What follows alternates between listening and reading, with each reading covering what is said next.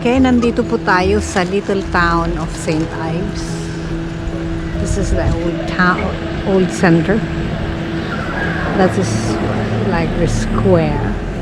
It's not the proper square.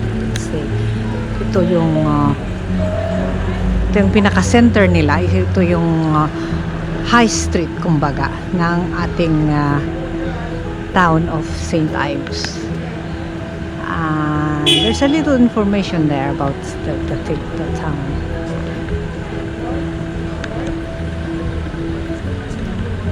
Oh, look at that. That building has been there since 1874, as you say. As you can see. So, it's quite old.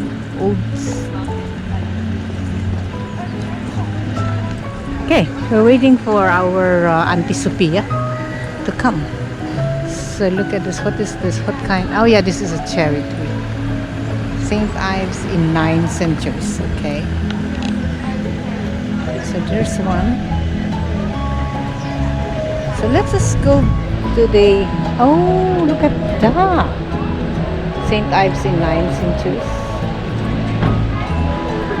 Circa 1420. And that is in 1590. The manor house, old house in St. Ives. Yes, this is where I know where this manor house is, but it's not here. It's a little bit far away from here. And St. Ives in the 9th century. Okay.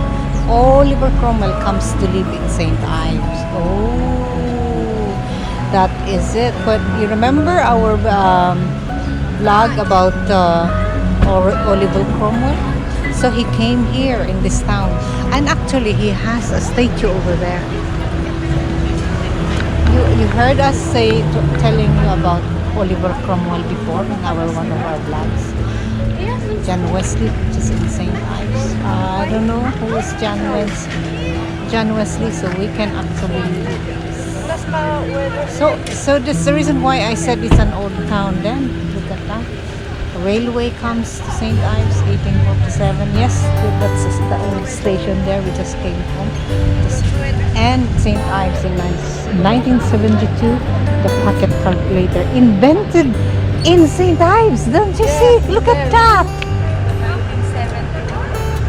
Oh my gosh, really? Oh. Okay, go ahead. Oh, here you go. So this is the beginning of it. 1110. Henry I grants the first fair charter. Oh. Oh, okay. That's great. Oh, that's... Okay, let's go.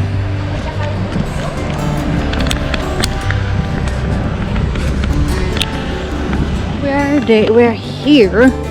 We're going towards the old bridge. I'm not sure when it was constructed, but it's such a beautiful thing to see. It's under a river. And look at that building in there. I don't know how it's is it pebbles? Oh yeah, of course it's made up of pebbles with and woods as oh my god, it's good, huh? The quay leading to the Wellington Street. Oh, look at it. Get ready to this, guys. Wow. Yes. Oh, look, there's another.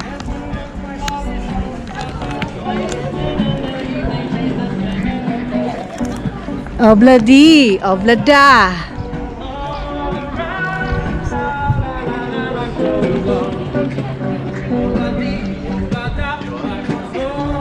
Look at that. Look at it. Look at that. Swans are nice. Oh, beautiful. We should have taken some bread. Oh, imagine if that's your house overlooking the serene place. Beautiful.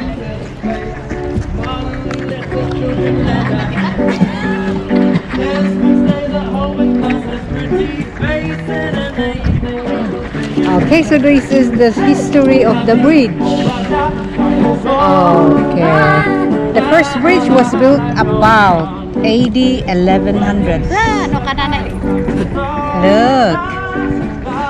And old records mention it being repaired with timber.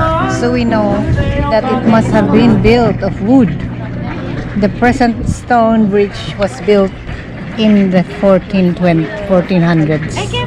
So that's 1420s approximately.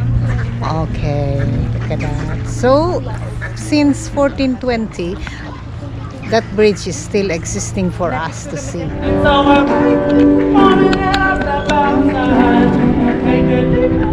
Oh, look at that, they're paired for life. What's going on?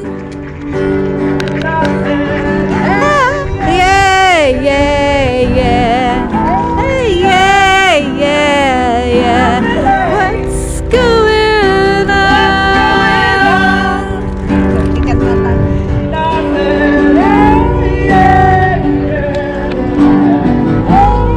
Yeah, yeah, yeah. What's going on? Oh, look, they're ringed. So for all of our FYI, our information, these ones are all tagged. So they are always tagged. Mum, So wherever they go, we know where doesn't the they're. Queen own like 90% of swans? Yeah, because birds are protected by royal decree.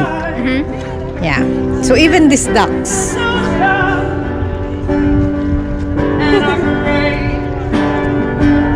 They love to flock here because there are lots of people feeding them. So that must be the coots.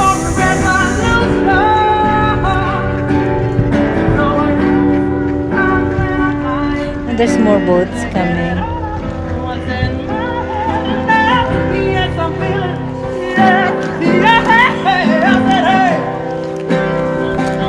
So that's the gray one is baby. It's not yet. So that must be the mom. Yes, so nice, beautiful. No, we don't have anything to give you. We're sorry. We don't have seeds. We should have bought some seeds. Ah, there's another baby. And the baby, do you know what's the baby swans are called? Ugly? Huh? Ugly? No, they're called cynet. I thought they were called ugly ducklings. They So is that one going to turn into a white? yeah. So that's a cynet. Go and give this one to the thing. How much? Yeah. So what do you say? This is our historian today. Do you know? This one, she knows better. Yeah, this is where it's called the St.IVES Bridge. As you can see, the original arch. Yeah. That's the original arch. Since That's 1420. I Yeah, guess. that's the new one. Because Which one is bombed the? during the war. Ah, was it? During the 1800s, this used to be a skating rink. So Oh. people from the Netherlands always come. Because during winter time, this is It's frozen. So people freezes. play along this Oh, bridge. look. And opposite us, which is the front house there, that's where the first calculator was built in 1972. Ah, so that's where it was invented. Yeah. Allowed, you can go in. You can ask the key from the And then go and then pray. you can go. Oh, that is very interesting. Can we go and see? And This is repaired, refurbished every year. They inconsistent to it. But this is the original arch. That's the new one there. So you can see the design of Pakati. All right. So yeah, okay. There's a little bit This of. is beautiful during summer. Of course. Look at that. Tapos that one there, that's Wow. when the river is full. This river name, yeah, it's nice there. Yeah. What's the And river that's where called? the overflow river Aha. OUSE or OUSE. Oh, look, it's clear. So you can actually see the seaweeds. Someone dropped the, that's very naughty. I didn't know that this is church. I thought this is someone who maintains the bridge or the river or controls the that controls the traffic. And now we know that it's a church. It's an old church.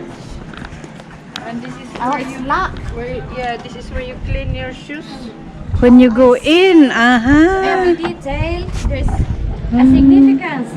It's a shame that it's closed, but it used to stay here that you can go and get the key from someone there, but obviously they've been repairing and probably they don't allow it. This is actually a church. So where can we see the whole history of it then? In the Norris Museum.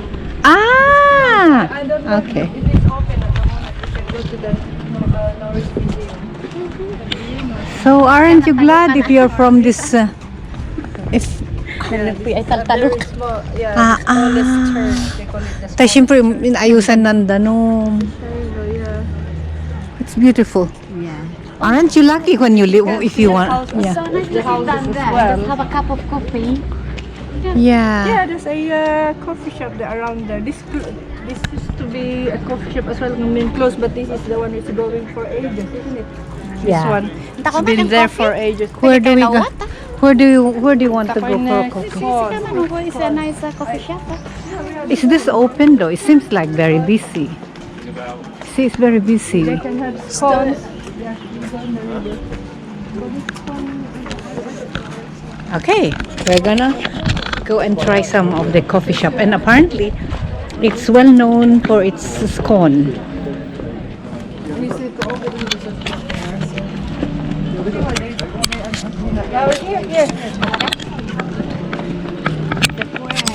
Why? Okay, guys. Anyone who comes here in St. Ives, there's this cafe shop. What is it called? On the Koi shop. And we ordered this food. We ordered this nice cake. That is fragipan. That is coconut sponge, chocolate, as usual. And one is coming. A scone. And how much have we paid for it? How much have we paid for it? 23? Because I liked it. Yeah.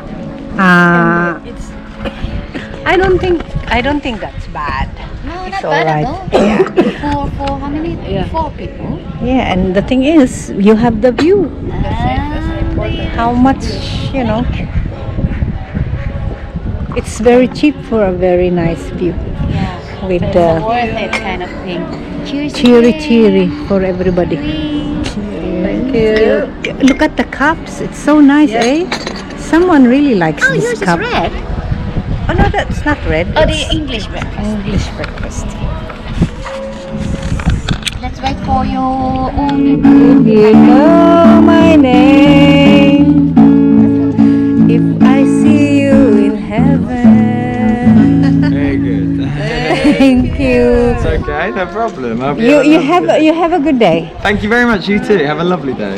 Yeah, I keep doing the good thing. It gives a little town a sound. Isn't I it? know. That's why I come here on Sundays. I usually do Cambridge. Oh. Yeah, but I like to come back because I live here, so I give music back to my town. Good. Where I live. That's what you should So do. on my days off, I come give back to my town. So Good. very nice. good. All right, have a lovely day. Have a lovely day. Thank you. Thank you. Guys, thank you.